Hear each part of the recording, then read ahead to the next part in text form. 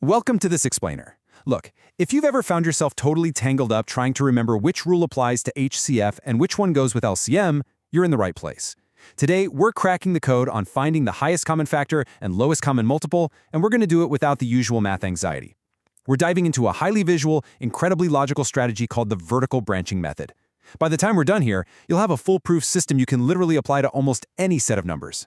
Math is all about sequential building blocks, right? So here's our roadmap for today. We'll be hitting cracking the math code, the vertical branching method, mapping the prime factors, finding the HCF, finding the LCM, and finally, mastering the golden rules. Let's get right to it. Starting off with Section 1, cracking the math code, which is all about laying down the foundation. Okay, so to really dive in, we first have to understand the core skill behind all these calculations, which is prime factorization. Think of prime factorization as basically finding the math DNA of a number. You're taking a larger number and breaking it all the way down into its absolute most basic, indivisible building blocks.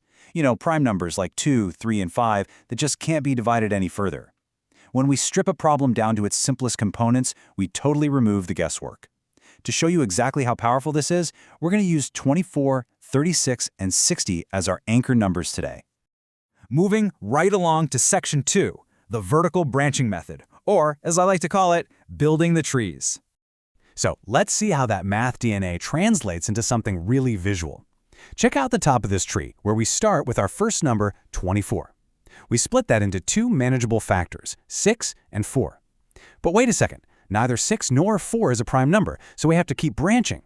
The 6 splits down into a 2 and a 3. The 4 splits down into a 2 and a 2, and suddenly, boom, we've hit the end of the line. We're left with purely prime numbers, 3 2s and 1 3. So, written out in exponential form, the mathematical DNA of 24 is simply 2 cubed times 3. Now, following that exact same logic, let's tackle our next anchor number, 36. This one branches out super neatly into 6 and 6. Then, both of those 6s branch down into a 2 and a 3. When you look down at the bottom of this completed tree, what do we have? We've got 2 2s and 2 3s. So the prime factorization of 36 is perfectly packaged up as 2 squared times 3 squared. Do you see how logically satisfying this is? We're literally just following the branches down until they just can't go any further.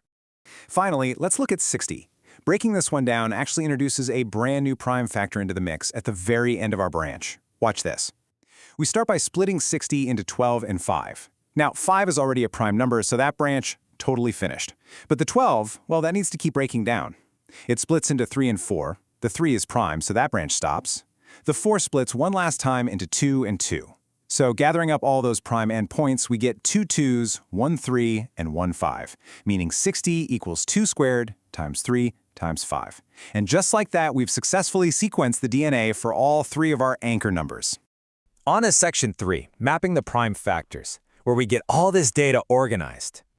Okay, with all 3 numbers fully branched out, we need to gather our data because, good math is organized math. Here, we're clearly displaying the math DNA for 24, 36, and 60 side by side as a sort of checkpoint. Just look at how clean this is. 24 is 2 cubed times 3. 36 is 2 squared times 3 squared, and 60 is 2 squared times 3 times 5. I want you to take a mental snapshot of this summary. This single, beautifully organized set of data is literally all we need to unlock both the highest common factor and the lowest common multiple. Seriously, we never have to start from scratch again for this problem. That brings us to Section 4, finding the HCF, the highest common factor. Now, please don't let the idea of calculating the highest common factor for 3 separate, fairly large numbers overwhelm you. Just follow this really reassuring 4-step mental checklist. Step 1, prime factorize each number. Well, we already did that. Step 2, compare the factorizations side by side. We just organized that in our table. Now, here is where the real magic happens. Step 3, choose the common prime factors using the smallest powers. And finally, Step 4, multiply them together. That's the whole shebang. So let's see exactly how Step 3 and Step 4 play out in real life.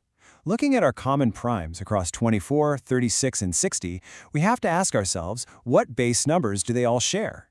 Well, they all share a base of 2, and they all share a base of 3. They definitely do not all share a 5, so guess what? The 5 gets left out of the HCF entirely. Bye 5! Now we choose the smallest powers for those shared bases. The smallest power of 2 in our table is 2 squared. The smallest power of 3 is just 3 to the power of 1. We simply multiply those together. 2 squared is 4, multiplied by 3 reveals that our highest common factor is 12. Easy, right? Let's pivot to section 5, finding the LCM, the lowest common multiple. Okay, now that we've totally conquered the HCF, let's tackle the lowest common multiple, which, yeah, this is usually where people get tripped up. But like I mentioned earlier, we are going to use the exact same foundational data table we just built. It's going to save us a ton of mental energy. We don't need new factor trees. We definitely don't need a new method. We just need to look at this exact same set of prime factorizations through a slightly different lens. Here's the absolute crucial point, a pretty stark rule change. For the LCM, we must choose the highest power of every single prime factor present in our table, whether they all share it or not. Let's scan our table again. We have bases of 2, 3, and 5. What's the absolute highest power of 2 that appears anywhere in our list? Well, it's 2 cubed, from our number 24. What's the highest power of 3? It's 3 squared, from the 36. And what about that lonely 5 from our number 60? Yep, it gets included too. The highest power of 5 is just 5. Now we just execute the final math. We take those highest powers we just identified and we multiply them together. 2 cubed is 8, 3 squared is 9, and we bring down the 5. Multiplying 8 times 9 gives us 72. Multiplying 72 by 5 gives us our final answer. Boom, we have found our lowest common multiple of 360. Just think about how tedious it would have been to list out the multiples of 24, 36, and 60 by hand until you finally hit a match at 360. The vertical branching method just gave us a massive direct analytical shortcut. Almost done here. Section 6. Master the golden rules. This is the ultimate takeaway. We've reached the final step where we lock these concepts into your memory forever. Here's your ultimate takeaway. When you want the highest common factor, you ironically want the smallest powers of only the common primes. But when you want the lowest common multiple, you ironically demand the highest powers of absolutely everything on the board. The HCF is exclusive. It's picky. It picks the smallest. The LCM is incredibly inclusive and picks the biggest. So you might be wondering, does this actually work for finding the HCF of 4, 5, or even 10 numbers? And the answer is a very empowering yes. The absolute beauty of this vertical branching method and creating that summary table is that it scales perfectly. It doesn't matter if you have 2 numbers or 20. You just build the trees, map the prime factors, and apply our golden rules. You now have the tools to tackle math problems of literally any size. So my final question to leave you with today is this. Now that you have this highly visual roadmap to break down the DNA of any number, what complex math problem are you going to confidently deconstruct next?